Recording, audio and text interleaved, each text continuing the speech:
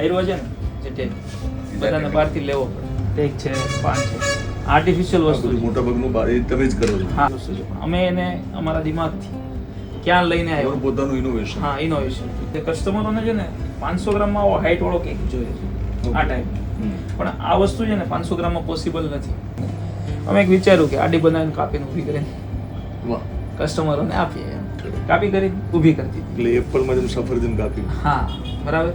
પછી વાહે જે છે આ વસ્તુ આપણે કવર અપ આપી દીધું.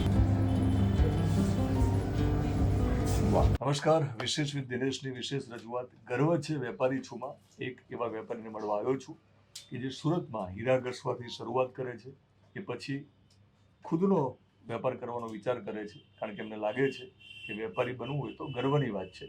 તો હું નિકુંજભાઈને મળવા આવ્યો છું, ધ લાઈવ કેક માસ્ટર, ને પોતે માસ્ટર પણ છે પોતાના વેપારમાં. તેમનો સંઘર્ષ અને સફળતાને સમજવી છે. કેટલા વર્ષ પહેલા તમે એટલે શરૂઆતમાં સુરતમાં શું કર્યું? સુરતમાં 2014-15માં હું હીરાના કામમાં લાગ્યો. પેલું એસોટ કરવાનું ને બોઇલ કરવાનું ને પછી શરીરમાં ગયો, પછી થોડું થોડું શીખતો ગયો. 3 વર્ષ જેવા હીરા ઘસ્યા. કેટલી કમાણી થતી એ વખતે? 17-18 જેવી સેલેરી લેતો. વેપારી બનો ને હા તો જેમાં સ્વતંત્રતા છે, અને સંપત્તિની રીતે જો પણ આપણે માણસ મહેનત કરે તો કદાચ નોકરી કરતા વેપારમાં સંપત્તિવાન ઝડપથી બનાય છે. એટલે હું કહું છું કે બેકારીનું લેબલ લગાવીને ફરવા કરતાં બધાએ વેપારી બનવું જોઈએ. તો તમારી પ્રેરણાદાયી કહાની સાંભળીને એમને પણ લાગશે કે હું પણ વેપારી બની શકું. તો તમને આ તમારા પોતાના વેપારનો વિચાર કેવી રીતે આવ્યો અને તમે શરૂઆત કેવી રીતે કરી, કેટલી મૂડીથી કરી? શરૂઆત તો શું કહેવાય, બહુ ટફ હોય છે. ગમે મતલબ વેપારી બનવાની કે કોઈ ધંધો કરવાની શરૂઆત એકદમ ટફ હોય છે. શરૂઆતમાં હું અહીંયાથી 17 કિલોમીટર એક દુકાન પર શીખવા જતો. ત્યાં હું સેલેરી ના લેતો. 3 મહિના મેં શીખવાનો અનુભવ લીધો. સામેના લોકોને થોડો ટ્રસ્ટ આવ્યો. એટલે રહેતા સમયે 6 મહિને અમે એવું નક્કી કર્યું કે આપણે એક દુકાન હવે ભાગમાં જ કરીએ, એમની જોડે જ કરીએ. જે લોકો મને બેકગ્રાઉન્ડમાં સપોર્ટ કરતા હતા, અમારા સંબંધી જ હતા, એ બધા સપોર્ટ વાત કરતાં એવી વાત થઈ કે આપણે એક દુકાન રાખી છે. જે તે સમયે દુકાન પણ નહોતી જોઈ. સંજયભાઈ છે મારી જોડે, મારા ભાગીદાર છે અત્યારના.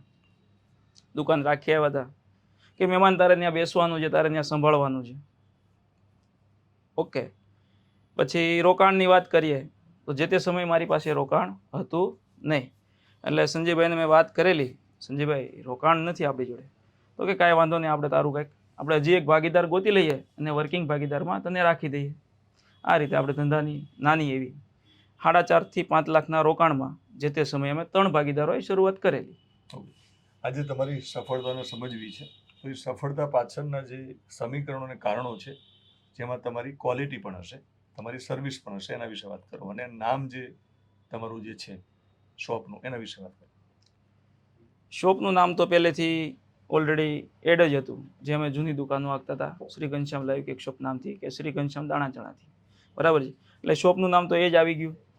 પછી ક્વોલિટીની વાત આવી તો ક્વોલિટીમાં એક એવું હતું, અમે જે ધંધો કરતા હતા એ દાણા ચણાનો હતો. કેકનો ધંધો થોડો અમારી માટે એ સમયે નવો હતો, પણ જે તે સમયે અમે ધ્યાન રાખતા ક્વોલિટી હરરોજ ડેવલપમેન્ટ કરતા એક એ બી છે કે અમે જે વસ્તુ મતલબ લીધી છે અને એમાં કોઈ ચેન્જીસ કરવો છે તો અમે ક્વોલિટીમાં ધ્યાન રાખવા માટે એ કર્યું છે કે કોઈ દિવસ એનાથી ડાઉન પેરામીટરની વસ્તુ અમે માર્કેટમાંથી ખરીદી નથી કરી. વસ્તુ તમને પાછી આપે છે પણ તમે એને ક્વોલિટી મેન્ટેન સાથે એને રિટર્ન ફરી. હા, કોઈ કસ્ટમર આવ્યું છે ક્યારેક અમારી દુકાનમાંથી વસ્તુ લઈ લીધી છે, ઇન કેસ પાછી આપવા આવે છે તો અમે ક્યારે એને એવું નથી પૂછ્યું શું કામ પાછી લાવ્યા, આ ખોલેલું છે, અમને ચાલે છે તો અમે એને 100% વળતર સાથે પૈસા જ પાછા આપીએ છીએ. અમે કોઈ વસ્તુ નથી આપતા. ગ્રાહકો વારંવાર પાછા કેમ આવે છે, એ તમારી કઈ સ્ટ્રેન્થ છે સમજવી છે.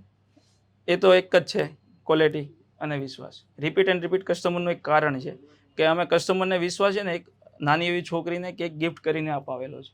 આના માટે અમારે ત્યાં કસ્ટમર રિપીટ એન્ડ રિપીટ થાય જ છે. અને એક અમને એ બી વિશ્વાસ છે કે અમે જે વસ્તુ આપીએ છીએ ને એમાં અમારો દમ છે, જે ક્વોલિટી આપીએ છીએ એમાં અમારો દમ છે.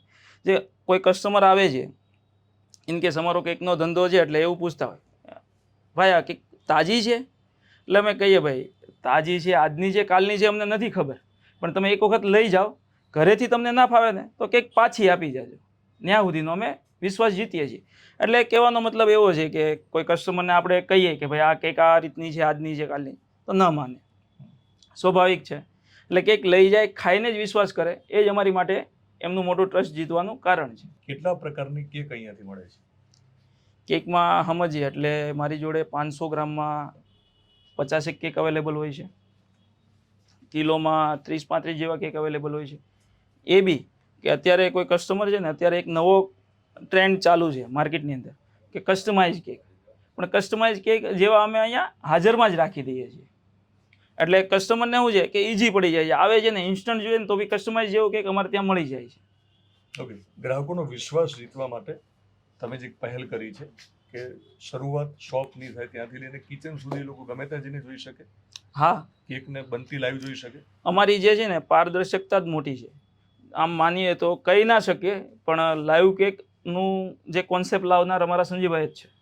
એટલે લાઈવ કેક એટલે કેવું છે કે એક વાંહે કિચન છે, વાંહે કેક બને છે, આગળ વેચાય છે. તમે પાછળ જઈને જોઈ શકો છો. જે તે જૂની માન્યતાઓ હતી, જે બેકરી બહુ ખરાબ હોય છે ને આવી હોય છે, એ અત્યારે નથી રહી.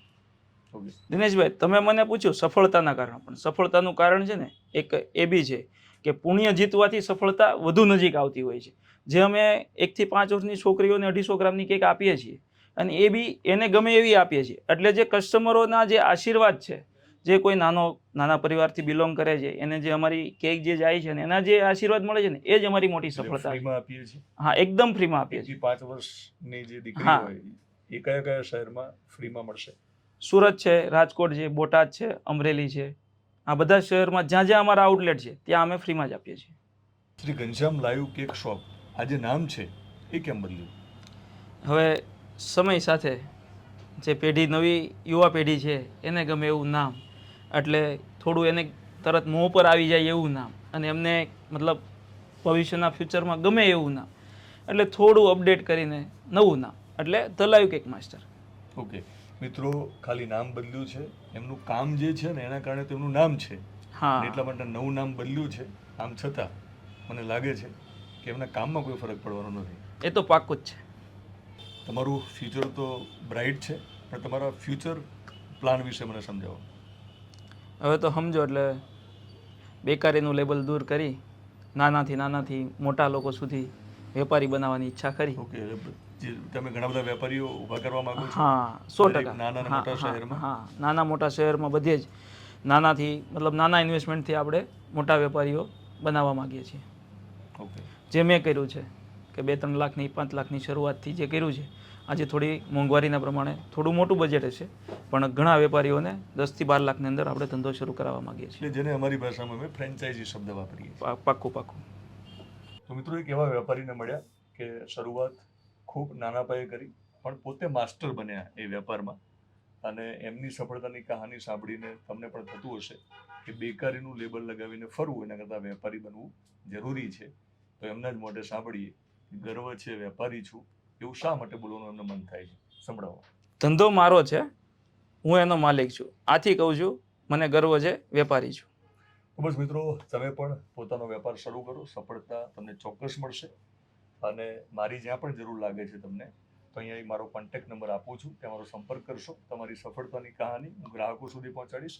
એ ગ્રાહકોમાંથી કેટલાક લોકો વેપારી બનશે, અને જે લોકો વેપારી નહીં બને એ તમે વેપારી બનશો તો તમારા ગ્રાહકો બનશે, તમારા સુધી તમારી પ્રોડક્ટને ખરીદવા માટે આવશે. તો તમે પણ પછી એવું કહેશો જ્યારે સફળ થશો ત્યારે કે ગર્વ છે, વેપારી છું.